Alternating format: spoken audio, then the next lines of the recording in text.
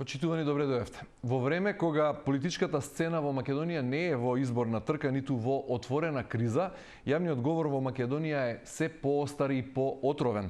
Дали ниското ниво на политичка комуникација е случајност, стратегија или новото нормално? Да си кажеме за тоа како се создава и како се урива политичка култура и зошто таа не зависи од тоа дали системот е демократски, туку најпрво од однесувањето на оние што го водат. Им велам добре дојде на моите гостинки Жанета Трајковска и Марина Тунева од Институтот за комуникацијски студии во Скопје. Добре дојавте. Благодарам. Двете најголеми партии во Македонија ги водат луѓе со висок образовен и професионален кредибилитет. Нема изборна кампања, нема политичка ниту екзистенцијална криза, а сепак јавниот говор е исклучително деградиран. Ова е мој впечаток и како автор на емисијава бев испровоциран на некој начин интуитивно да ја отворам темава и да ја обработам, па поканив експерти, еве, вие како експерти за темава. Дали се согласувате со оваа констатација на почеток? Да, за жал, така е и ние дури од институтот можеме и да го потврдиме со факти и со истражувања, затоа што само пред година и пол работевме на сериозно 9-месечно истражување во кој што нотиравме штетни наративи на најголем број на политичките партии во предходното собрание на Република Македонија и утврдивме дека од прилика пред кампања и за време на кампања се шират минимум во јавниот говор и на нивните социјални мрежи и на медиумите кои што ги пренесуваат вестите на дневно ниво по минимум 14 штетни наративи, што е многу полошо од невоспитано комуницирање.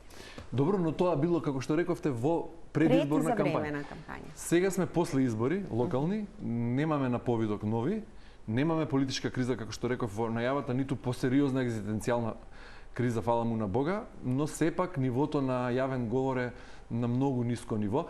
При тоа двете најголеми политички партии, како што реков и во најавата, се водени не само од професионалци, докажани професионалци во својата сфера, академски образовани луѓе, едниот универзитетски професор, другиот е лекар-хирург, а нивото на меѓусебна комуникација, но и комуникација со граѓаните е на многу ниско ниво. Зошто е тоа така сега во овој момент?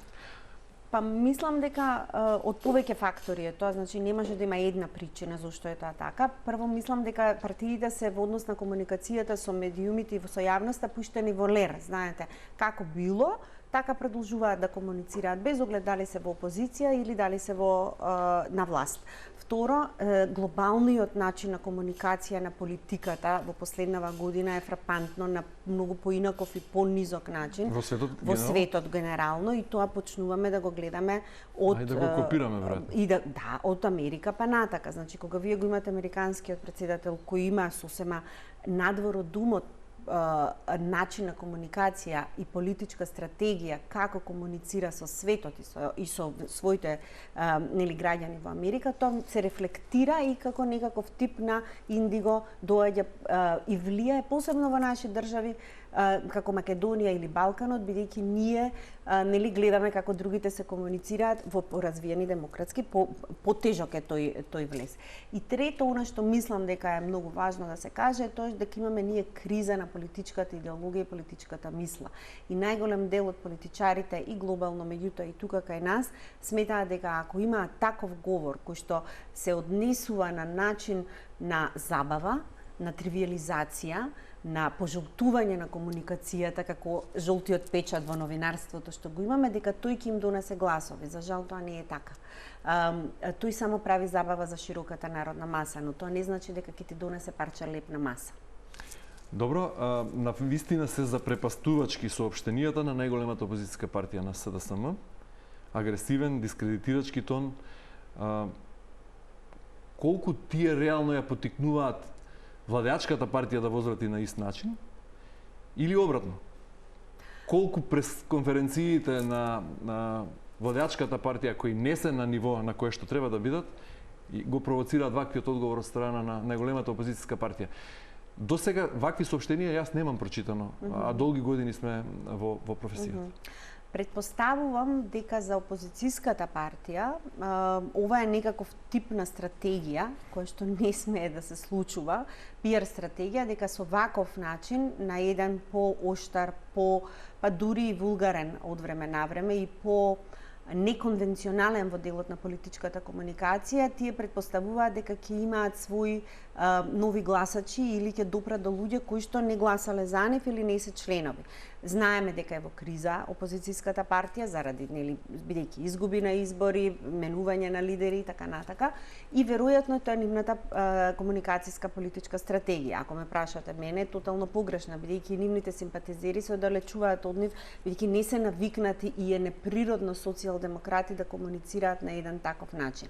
Сега, дали тоа влијае меѓу себе, дали влијаат и да, влијае, затоа што кај нас е најлесно да одговориш, ако некој те навреди, ти одговараш со друга навреда, но не се влегуваат назад и претпоставувам дека тимовите кои што се околу партиите немаат доволно време да направат ретроспектива и да се потсетат на столбовите на политичката комуникација. Зошто воопшто комуницираат со јавноста? Значи не комуницираат со јавноста тие да се навредуваат еден на друг, туку да бидат конструктивни или критички, за да можеме сите ние да имаме подобро општество во кое што живееме.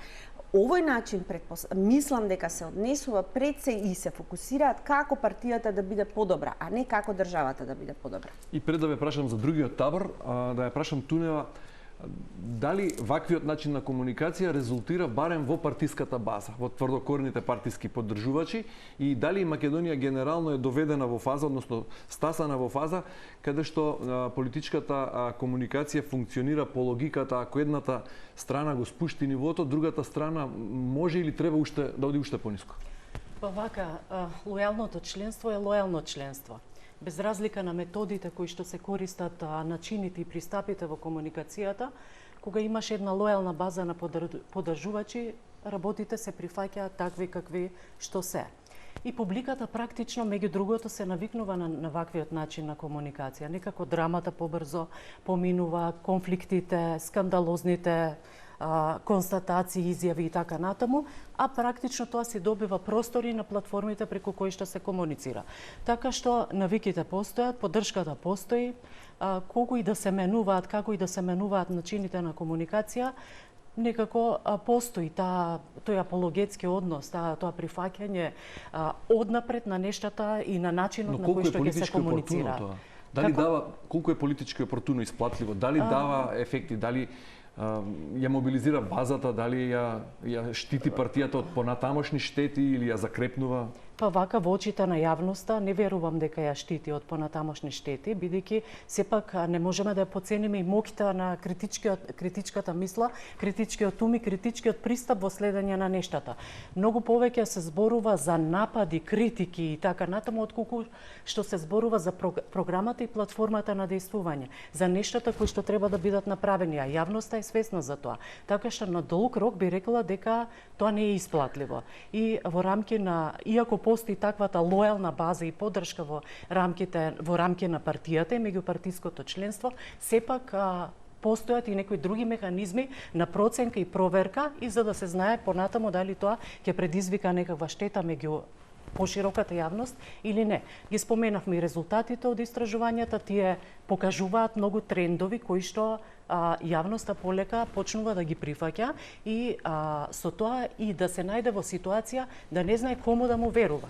Значи имаме блокови, имаме поларизација, имаме поделеност, секој си има свој пиар, си има свој инфлуенсер, си има свој медиум, медиумите се поделени, знаеме за тие нешта, сме ги анализирале во доста наврати досега и практично таа поларизација си обстојува, меѓутоа јас би кажала дека моќта на јавноста и на публиката не смее да се потцени. Или ако само да додадам во врска со ова. Значи ние имаме голем процент на граѓани кои не излегуваат на гласање.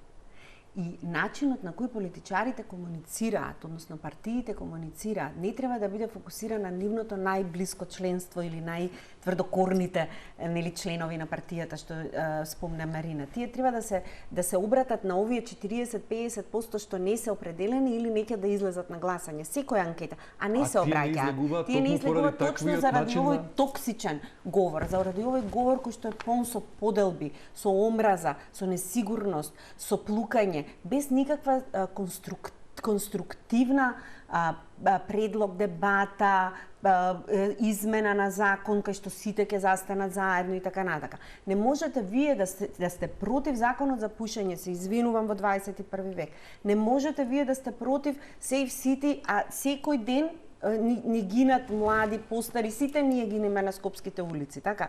Значи има некој ред и некоја линија до каде сум јас, нели, од другата страна, а каде ќе речам за јавниот интерес, за интересот на граѓаните, за сигурноста на граѓаните, сите треба да бидеме заедно. Кои се трите работи каде што сите ние граѓани, без оглед од која партија сме, етника, политика, каде работиме и така натака, ќе се согласиме. Кои се тие три работи во Македонија? Чистиот воздух? Па ако не можеме за пушењето и за сообраќај, безбедноста во сообраќајот, потешко ќе се најде некоја друга тема. Депресивно и е многу трагично.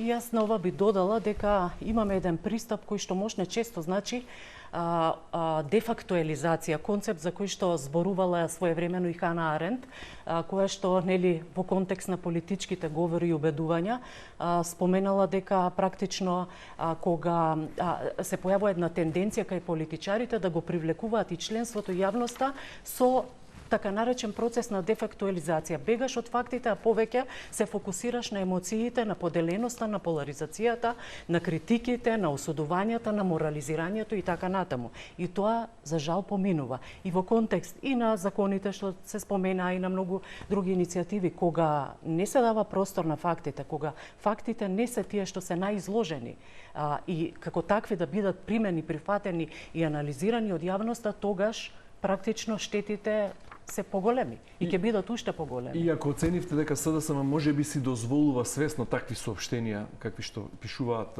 нивниот Центар за комуникации, поради тоа што партијата е во криза, па има можеби ангажирано такви пиар експерти кои мислат дека на тој начин ќе ја кренат партијата, зошто од другата страна, кога реално владачката партија на врвот на својата моќ и по победата на локалните избори и претходно, највисоки функционери и гласноговорници на партијата си дозволуваат да комуницираат на недостоинствен јазик, односно да се спуштаат на нивото кое го диктира или го бара или на еден начин се испреплетува со опозицијата, па дури и премиерот сме го слушнале да се огласи со деградирачки метафори и со термини за политичките противници.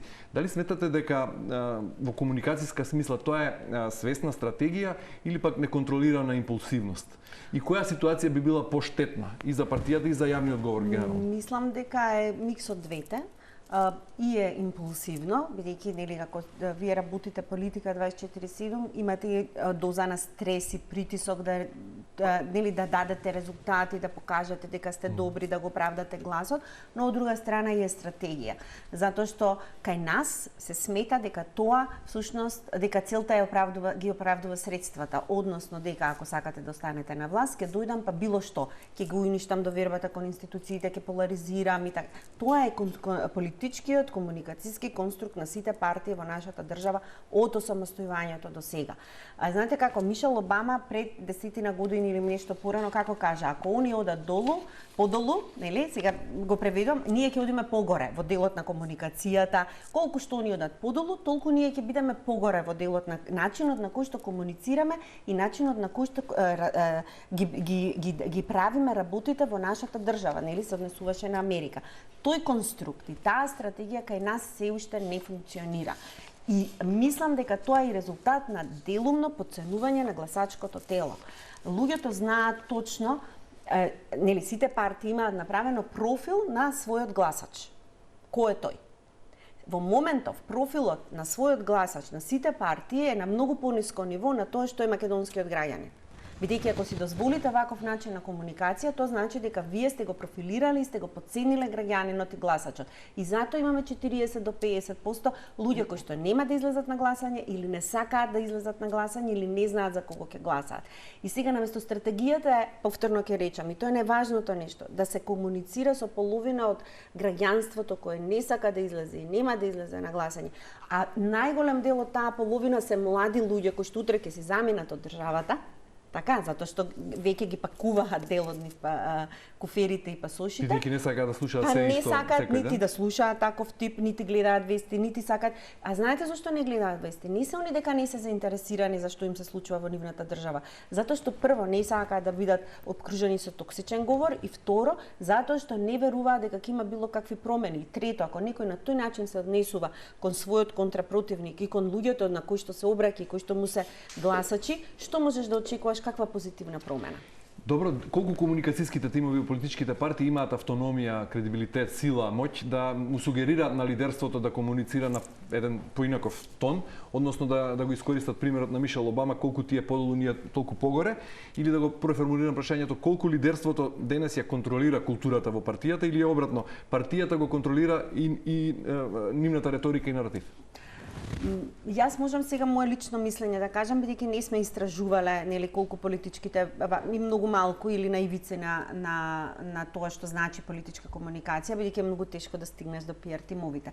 Мислам дека пиар тимовите имаат свое кажување или имаат своја улога, меѓутоа на крај пак кај нас, имајќи предвид дека станува се уште имаме таква хиерархија кај што лидерот е прв и тој е најдобар, најубав, најсакан и така натака. Мислам дека многу малку или делумно влијаат пиар тимовите. Инаку треба да биде многу поинаку.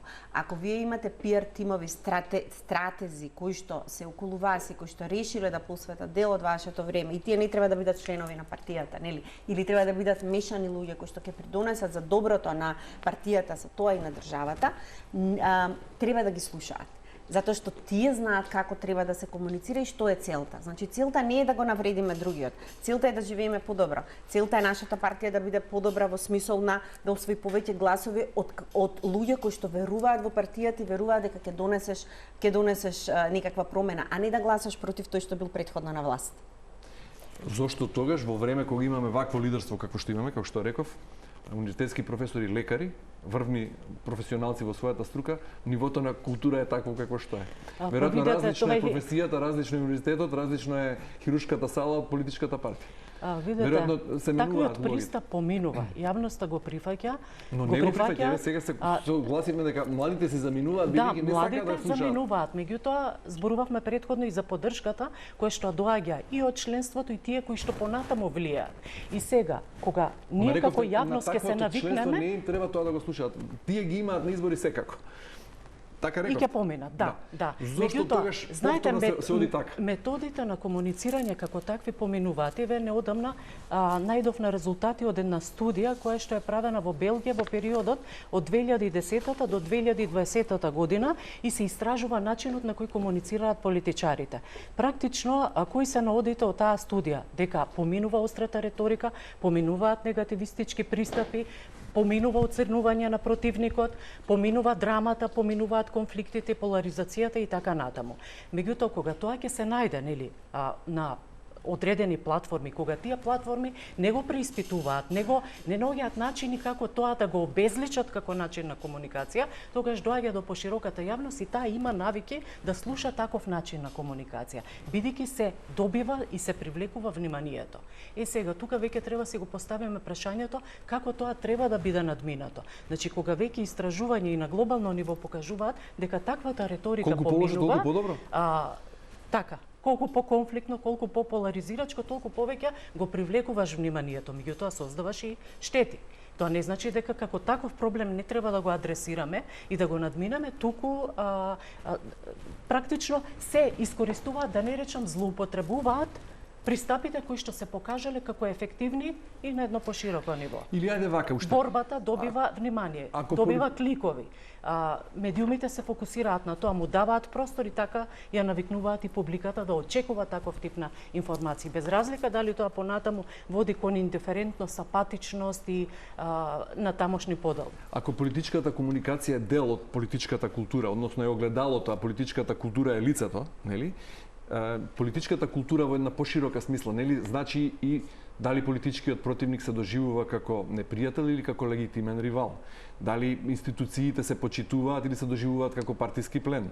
Дали компромисност е слабост или демократски капацитет, демократска доблест, нели? Дали јавниот интерес е надпартискиот? Се ова е политичка култура. Во Македонија знаеме каков е одговорот на сите овие прашања што ги поставив. Може ли политичката комуникација да биде поинаква? Апсолутно да. Еве зборувавме за тоа како може да помогнат PR тимовите, да речеме, ако им се даде простор и приоритет во нивното дејствување. Може, доколку се работи на тоа, доколку стратешки се пристапи, како што спомена и Жане претходно, значи резултатите можеби ќе се видат на подолг рок. Јас не сум оптимист дека тоа ќе се случи веднаш, бидејќи знаеме дека драмата поминува, меѓутоа, ако се работи, им се даде приоритет, ако се прифати дел од таа култура до одредено ниво, можеби ќе почнеме да ги менуваме сликите. Но велите глобален феномен е ова. Ете, диктира Трамп моментално како најмоќен човек на планетава со неговиот однос. Кажувате искуство на Белгија, истражување од Белгија, гледаме и други искуства. Италија, например, демократски се уште обстојува, иако новата премиерка таму на некој начин го спушти нивото на политичка култура. Британија имаше исто така, како една од најзрелите демократии на европскиот континент, имаше назадување кога станува збор за политичката комуникација во времето пред и околу Брекзит. Ставени беа британците да избираат за или против, беа доведени во некои ситуации во кои не беа навикнати. Сакам да речам, ако назадувањето на политичката култура и на политичката комуникација е глобален феномен, може ли Македонија да биде позитивен пример?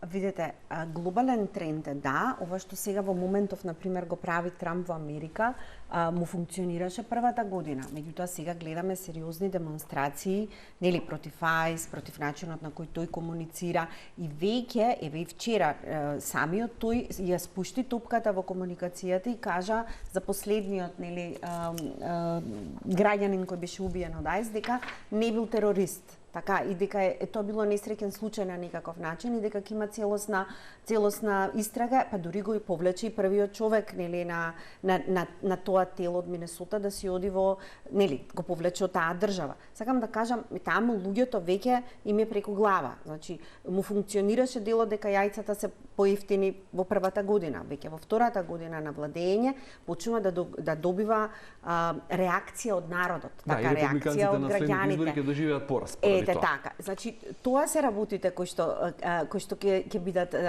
кои што ќе се случуваат и кај нас, затоа што вие кога имате политичар или политичка партија која што не е свесна што прави комуникацијата и како влијае на следните избори, вие ќе доживеете следните без оглед што сте направиле, освен ако не имате клиентелистички врзано гласачко тело, нели, со вработувања и така натака, ќе доживеете пораз. Значи, во развиени демократски општества ние имаме реакција на граѓанството и тоа се покажува на следните избори. Дали е тоа и концептот повеќе крв на насловни страни го продава весникот е стар, надминат и не функционира ни во медиумската смисла, ни во политичката смисла. Затоа што еве ако земеме медиумите кои што се многу важни, нели, во политичката комуникација, најголем дел на глобално ниво од луѓето се оддалечуваат од медиумите и од вестите затоа што не ќе да живеат под стрес, затоа што, нели, медиумите само негативни вести даваат. Па сега има различни концепти на бавно новинарство, вакво новинарство, конструктивно новинарство, нели, за да може да се врати публиката назад. Публиката се гласачите. Така да мора да ја доживееме. Но имате ли истражување направено колку е свест, колективната политичка свест во Македонија зрела и подготвена да прифати дебата на база на аргументи, а не на емоции? Или да го преформулирам прашањето, ако една политичка партија од овие поголемите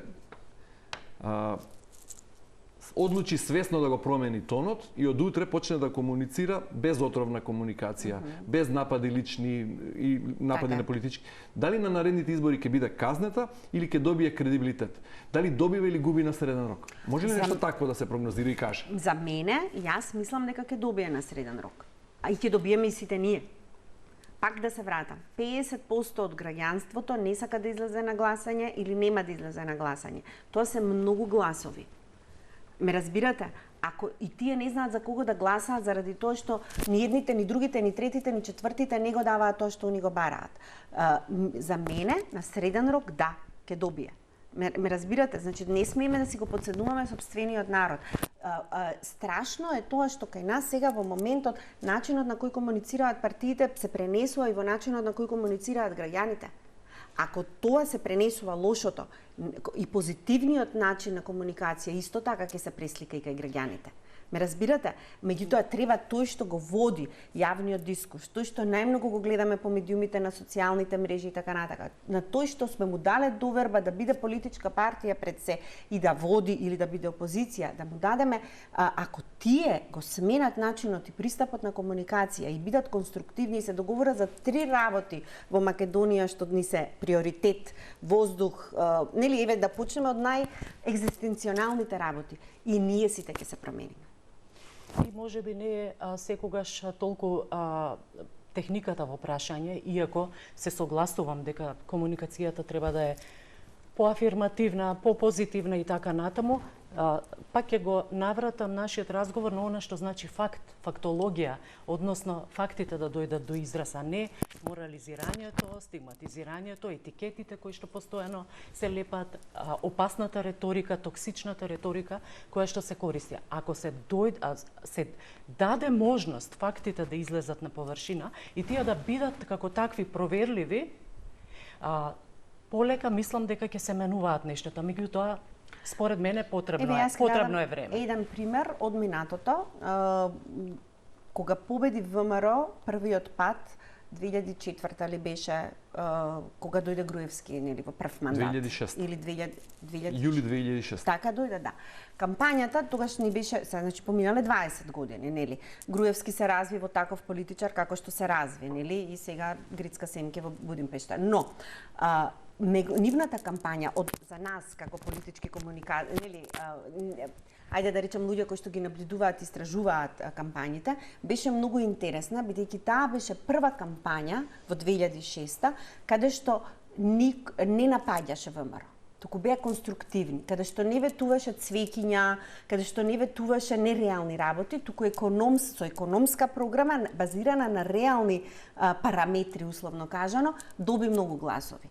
И тогаш зборуваа дека во кабинетот на тогашната опозицијска, потоа владеачка партија ВМРО имало некој од кабинетот на Меркел кој што им ја искреирал таа стратегија, значи да не напаѓа, да не навредуваат, да не зборуваат, нели сите излегуваа со некакви си шалчиња и така натака, но беа конструктивни, кажуваа како треба да биде, потоа се извртопери, нели? Меѓутоа тоа е како пример, кажувам како може начинот и ги добија на изборите. Имавме ние и сега не ми текнува на името кандидат за председател во пред 10-15 години, политичар, нели, Селмани, мислам дека беше Насер, така, да. Насер Селмани, кој освои многу гласови, условно кажано, нели, македонски гласови во првиот круг, затоа што неговиот начин на комуникација Имер Селмани, да, се извинувам.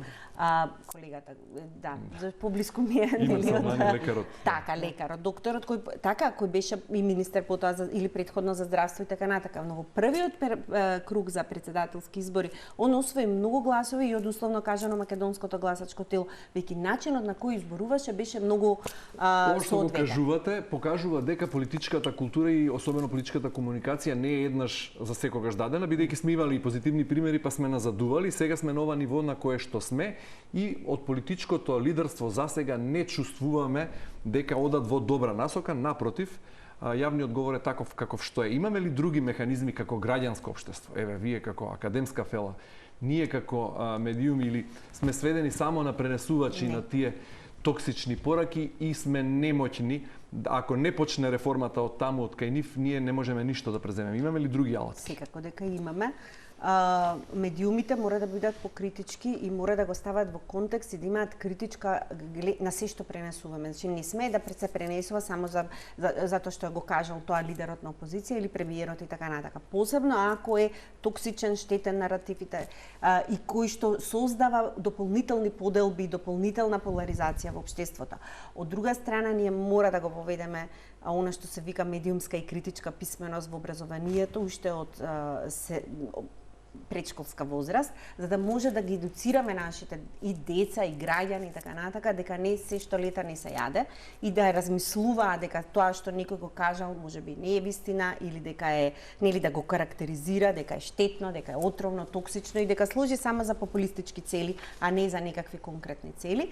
И другото е го оставам на тебе за да вака бидејќи споменавме во неколку наврати истражувања, еве Институтот за комуникацијски студии има истражувања на ова поле, јас би рекла дека доколку се слуша гласот на граѓанскиот сектор, доколку се земат предвид таквите истражувања, резултатите од тие истражувања, нештата може да се менуваат. Например, се случи конференција на која што беа презентирани тие резултати, на која што беа поканети и политичари.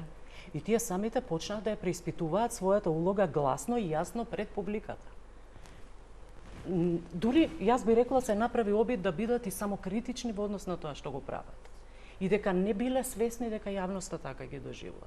Дека не биле свесни дека низ медиумите поминуваат такви пораки.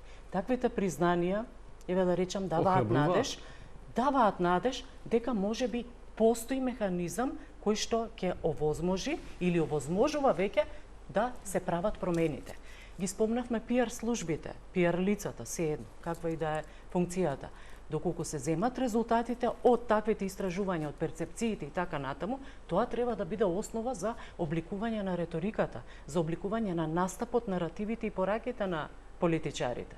Да се земе предвид, бидејќи сега вака гледаме еднострана комуникација. Што е решено во рамки на партијата или од страна на лидерството, тоа добива практично визибилитет. Медиумите не се критични, не го разобличуваат, дури ни говорот на омраза или штетните наративи понекогаш не успеваат да ги уловат или пак да ги покажат на јавноста. А секако има и документи, и кодекси на однесувања, не дека нас не отсуствуваат правила. Нека ги земат како стартна точка, па да видиме. Ги спомна Жанета советниците во тогашниот кабинет на опозицијската партија од кабинетот на Меркел и двете партии најголеми во Македонија имаат комуникација со сестринските партии, едните поддршка од Конрад Аденауер, другите од Фридрих Еберт, нели? Имате ли сознание можеби како на кој начин политичките подмладоци се обучуваат, се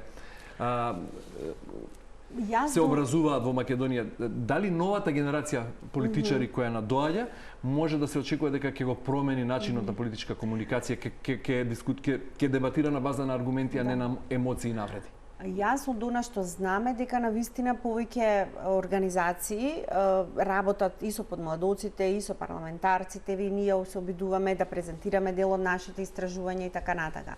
И мислам дека има еден обид да се стават фактите, нели податоците, конструктивноста во преден план, а не популизмот, навредите и така натака. Мислам дека работат, меѓутоа пак на крај ќе влеземе во она што значи што после тоа кога подмладоците ќе влезат во партиите, нели, кај големите.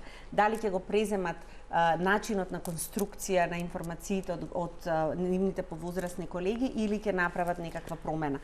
Сите ние мора да дадеме свој принос. Сум имала можност да учествувам на таков тип на иницијативи кога се работел и со подмладоците и со условно кажано повозрасните членови на партиите и знаете како се добива една перцепција дека тоа што се работи вака во лабораториски услови поминува супер и одлично, на најфрендли начин, нели се примаат пораките и советите кои што се даваат, меѓутоа кога се настапува јавно некако таа слика се менува.